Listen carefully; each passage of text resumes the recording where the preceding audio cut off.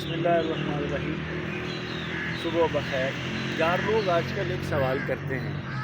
वो सवाल ये पूछते हैं कि ये बताइए कि जो कन्वेंशनल मार्केटिंग है या जो मार्केटिंग है, डिजिटल ज़माना आने के बाद क्या वो मार्केटिंग बाकी रही है? या वो उनमें से कुछ जो ज़्यादा समझदार हैं वो ये पूछते हैं कि ये बताइए कि डिजिटल मार्केटिंग के दौर में क्या मार्केटिंग जो कन्वेंशनल मार्केटिंग है उसकी कोई रेलेवेंस है, या ये बताइए कि मार्केटिंग में बदला क्या है। तो मैं उन सब लोगों से ये कहता हूँ कि देखिए, जो डिजिटल मार्केटिंग है इसके अंदर आपको ये समझना चाहिए कि मार्केटिंग मौजूद है।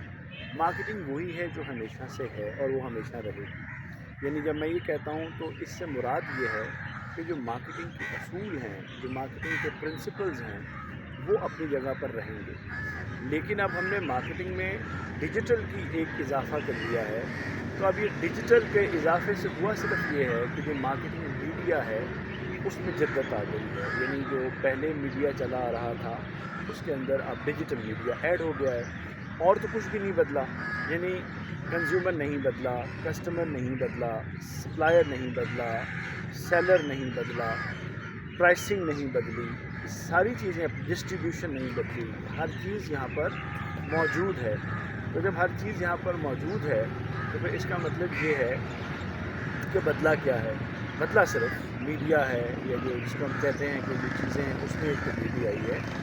बाकी जो प्रिंसिपल्स हैं, मतलब मैं आपको दो बातें बताता हूँ। कि एक बात आपको ये बताता हूँ कि जो आप ये कह सकते हैं कि जिस तरह कहा यह जाता है कि एक चाइनीज़ कहावत है कि जिसको मुस्कुराना नहीं आता वो दुकान न खोले। इसी तरह एक रशियन कहावत है कि मार्केट में दो जो है वो बेवकूफ़ होते हैं। एक वो जो बहुत ज़्यादा कीमत चार्ज करता है और एक वो जो बहुत कम चार्ज करता है। अब ये प्रिंसिपल्स तो अपनी जगह